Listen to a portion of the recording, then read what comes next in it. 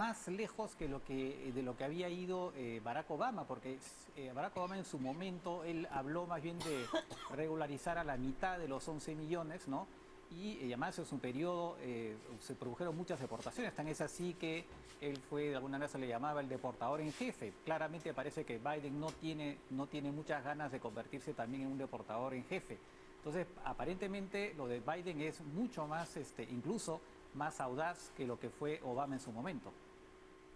Sí, y en parte se debe al cambio que ha tenido la sociedad estadounidense, ¿no? Y si se quiere la opinión pública, también la presión que hay dentro del Partido Demócrata que se ha movido un poco más a la izquierda, digamos, o mucho más pro migración, también sobre todo queriendo aprovechar estos 2 años, porque como mencionaba, en 2 años hay elecciones, otra vez al Congreso y pueden perder la mayoría, ¿no? Y una vez perdida el partido, si el Partido Demócrata pierde la mayoría en el Congreso, realmente cualquier reforma migratoria se hace muy compleja. Es verdad que estas propuestas, a pesar de que los demócratas tienen mayoría, no necesariamente van a ser aprobadas. Hay muchos demócratas que son mucho más moderados, incluso algunos conservadores que pueden negarse a algunas de estas opciones, pero sí, sin duda diría que va mucho más allá de la propuesta de Barack Obama, en gran parte creo yo por el cambio que ha vivido la sociedad y por la digamos, el freno que ha tenido todo el tema migratorio y cómo realmente se ha complicado mucho más ese tema en este país.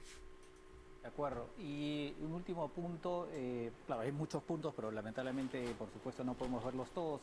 En materia de medio ambiente, se espera que mañana en su discurso Joe Biden anuncie ya la reincorporación de Estados Unidos al Acuerdo de París. Sí, correcto. Es otra de las primeras medidas que dijo que iba a tomar en su primer día de gobierno, o sea, en las 12 horas que va a tener mañana, esta va a ser una. Además, hay que decir que él ha nombrado a John Kerry, el ex secretario de Estado de Barack Obama y que lideró o que fue parte de estas negociaciones del Acuerdo de París, lo ha nombrado como enviado especial para temas del medio ambiente, realmente un cargo nuevo para darle ese enfoque que quiere tener esta administración en temas del medio ambiente y del cambio climático. De acuerdo. Ok, bueno, muchas gracias, señor José de Bastos, desde Washington, por sus declaraciones muy interesantes. Seguramente tendremos, este tema va tiene para rato, así que tendremos seguramente oportunidad de conversar más adelante. Muchas gracias. Seguro, muchísimas gracias a ustedes. Bien, bueno, al mismo tiempo, mientras en estos días ya Donald Trump se despide, ha emitido un mensaje, ¿no? Un mensaje donde le desea suerte a Joe Biden, ¿no? Para su futura gestión. Eh, al mismo al mismo tiempo, como decía, él ha dicho, ¿no? que lo suyo, su movimiento recién empieza, así que probablemente le desea suerte a Joe Biden, pero probablemente no le haga la vida muy fácil desde ya de la oposición, porque se puede hablar efectivamente que va a pasar de alguna manera a la oposición, claramente, y además, como se ha dicho, como hemos visto en esta entrevista, sigue teniendo claramente una influencia importante en el Partido Republicano. Así que la cosa promete ser complicada para Joe Biden. Muy bien, vamos a... Ah, pero tenemos, sí, me dicen que tenemos unas declaraciones de Donald Trump, así que vamos a escucharlo al señor Trump. This week we inaugurate a new administration. Esta semana comenzará un nuevo gobierno y oramos porque mantenga seguro y próspero a Estados Unidos. Extendemos nuestros mejores deseos y también queremos que tengan suerte, una palabra muy importante. Bien, ahí tienen sus declaraciones. Y también tenemos para mostrarles un gráfico donde están los colaboradores, ¿no? Los colaboradores de Joe Biden. Aparecen los diferentes secretarios, diferentes secretarios. Tienen al de Tesoro. Tenemos acá, tenía que mirar por este lado. Bueno, la secretaria del Tesoro, Janet Yellen, que ha sido presidente del Banco de la Reserva Federal en su momento. Tenemos al secretario de Defensa, el general Lloyd Austin, cuyo nombramiento ha generado controversia, ¿no? Porque hay quienes dicen que no es bueno que otra vez un ex militar tenga ese cargo. Es algo que ha generado como digo, ciertas discusiones dentro del Partido Demócrata y más allá. Otros personajes, por supuesto, está la vicepresidenta Kamala Harris, que además va a ser la voz, va a ser el voto que va dirimente en el Senado, ¿no? Y una serie de otros personajes. Lo interesante es que hay un equilibrio, digamos, se ha buscado de parte de Joe Biden, Joe Biden ha buscado, digamos, que sea un gabinete y un equipo de colaboradores, digamos, que represente la diversidad de la sociedad norteamericana. Incluso hay la encargada de temas de seguridad, que va a ser una persona que es de origen indígena, o sea, de los llamados pieles rojas. O sea, hay una reivindicación también de ese sector de la sociedad norteamericana, ¿no? Y eso es efectivamente muy, muy interesante. Así que, bueno, vamos a ver si este gabinete de la diversidad logra también ser un gabinete eficiente y eficaz en la tarea que le espera. Vamos a hacer una pausa. Tenemos la pregunta del día. ¿Me la pueden poner, por favor? Acá está. ¿En qué conflicto actual uno de los involucrados ataca y el otro responde solo con amenazas de represalias? Es una particularidad un poco curiosa que vamos a explicar después en la última parte del programa. Y mientras tanto, casi se cae la mesa, y mientras tanto vamos a un corte y regresamos. Vamos a seguir con este tema de Estados Unidos, una imagen bastante impresionante, banderas, una cantidad enorme de banderas, como pueden ver ahí frente al Capitolio, que representan a las personas que no van a poder acudir a la juramentación de Joe Biden, claramente por el tema del tema de la pandemia, evidentemente, y también representa, pues, se ha querido también de alguna manera representar a las personas que han fallecido.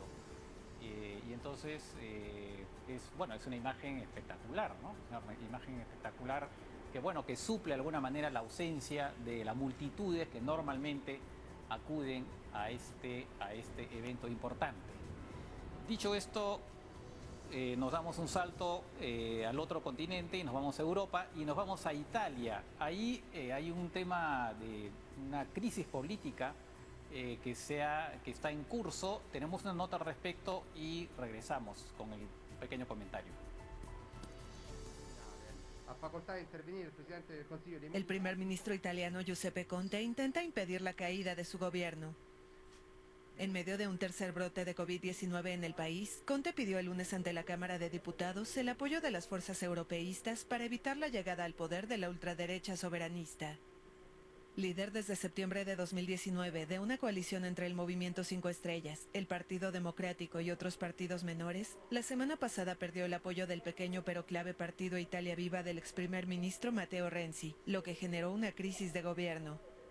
Conte consideró la decisión como un gesto irresponsable que genera desconfianza entre los ciudadanos en un momento tan difícil por la pandemia. ¿Realmente era necesario abrir una crisis política en este momento? No. Conte, que cuenta con una tranquila mayoría en la Cámara de Diputados, donde los votos de los 30 de Renzi no son indispensables, suscitó aplausos pero también protestas por parte de la oposición de derecha. El tema de evitar las elecciones está en manos de la mayoría. O de la supuesta mayoría. El primer ministro, un abogado sin experiencia política que ha ganado mucha popularidad con el manejo de la pandemia, deberá buscar ahora el respaldo de nuevos senadores para lograr una mayoría absoluta de 161. El martes se someterá al voto de confianza en el Senado, mientras los resultados en la votación y sus consecuencias son totalmente inciertos en momentos en que la crisis de gobierno ha sumido al país en el desconcierto y la indignación. Bien, primero, otra vez siempre es bueno recordar los fundamentos. Italia es un sistema parlamentario, lo que significa que quien gobierna, ejerce el gobierno efectivo, es el primer ministro, ¿no? o lo equivalente al primer ministro. Y necesita para poder gobernar de una mayoría en el Congreso. Lo que está pasando ahora es que hay un pequeño partido que se llama Viva Italia, del ex primer ministro también, Matteo Renzi, que finalmente ha decidido salirse, ¿no? Y entonces ese pequeño partido es lo que le daba la mayoría absoluta al actual presidente, al actual primer ministro, que es Conte. Giuseppe Conte. Y entonces, claro, al retirarse él, se le presenta un problema a Conte porque entonces tiene que buscar, como se ha dicho en el reportaje, otros aliados, ¿no? Es un mal momento, efectivamente, mal momento que ha escogido el señor Matteo Renzi para generar esta crisis y que tiene que ver también, se queja de que el señor Conte está gobernando un poco por decreto y puenteando, si se quiere, de alguna manera al Congreso. Pero en fin, son cosas que ocurren en este tipo de regímenes, ¿no? Donde es indispensable, absolutamente indispensable, tener una mayoría parlamentaria para que haya un gobierno. Entonces, eso es lo que está pasando actualmente en Italia. Bien, dicho esto, vamos a pasar a nuestra pregunta. La tenemos otra vez. ¿En qué conflicto actual uno de los involucrados ataca y el otro responde solo con amenazas de represalias? Con la respuesta volvemos en unos minuto y medio tal vez. Bien, pues ahí está la respuesta en el mapa, ¿no? Es digamos que es una guerra, pues, ¿no? Lo que hay en realidad, una guerra un poco especial, pero hay una guerra hace varios años entre Israel e Irán, ¿no? Y es una guerra en la cual quien da los golpes básicamente es Israel, ¿no? Israel está, sobre todo en el principal frente de esta guerra, no es el único, pero el principal frente es Siria, ¿no? ¿Y qué pasa en Siria? Ustedes saben pues, que hay una guerra civil. Irán ha apoyado al gobierno de Bashar el-Assad, ¿no? Al igual que Rusia.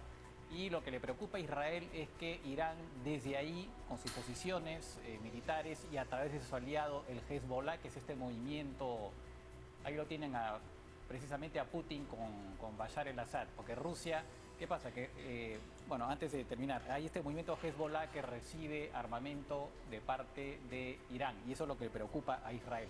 Bueno, quien ha salvado efectivamente al régimen de Bashar el-Assad de caer es prácticamente, bueno, Putin, ¿no? Y también, por supuesto, Irán. Ahora, lo interesante aquí es que Israel bombardea a los iraníes, que son aliados en principio de Putin, ¿no? Pero lo hace, Netanyahu lo hace con el apoyo, nada menos que de Putin. O sea, Putin tiene una buena relación, y Rusia tiene una buena relación con Israel, ¿no? Y autoriza a Netanyahu a mandar sus aviones a bombardear las posiciones de sus dos aliados, en particular de Irán, también del movimiento Hezbollah, y por supuesto también se ve perjudicado Siria. ¿Esto para qué cosa indica? Que, bueno, efectivamente lo que sucede en el Medio Oriente siempre es un arroz con mango, lamentablemente sangriento, pero estos cálculos, ¿no? de alianzas contradictorias, que soy amigo tuyo, pero hasta acá no más, y por otro lado yo también quiero ser amigo del otro que es tu enemigo, entonces es una cosa realmente muy, muy compleja, ¿no? Y entonces esto es una situación, digamos, que es en realidad incomprensible. Ahora, lo interesante es que en realidad Israel es tan poderoso, que Irán no puede reaccionar, porque apenas Irán intenta un amago de reacción, Israel, digamos, lo golpea. Entonces, básicamente es un poco como alguien le mete varios puñetes a uno y el otro le dice, ya vas a ver. Pero apenas intenta un amago de respuesta y el otro le mete 2 puñetes. Entonces, porque Israel es un país además que tiene el arma atómica, tiene como, según los especialistas, aunque no lo ha declarado oficialmente, tiene como 60 bombas atómicas. Irán no tiene bombas atómicas, por lo menos todavía no, y es mucho más débil. Entonces es una guerra totalmente asimétrica, ¿no? Es verdad que Irán trata de golpear por otro lado a través de terceros, ¿no? Pero hasta el momento, incluso en particular desde Gaza, ¿no? Hay un grupo que se llama Yihad Islámica, que está armado por Irán y de vez en cuando manda por ahí 2 o 3 cohetes, ¿no? al sur de Israel, pero es muy poco lo que puede hacer Irán finalmente. Entonces es una guerra de lo más extraña. Bien, hemos llegado al final de este programa.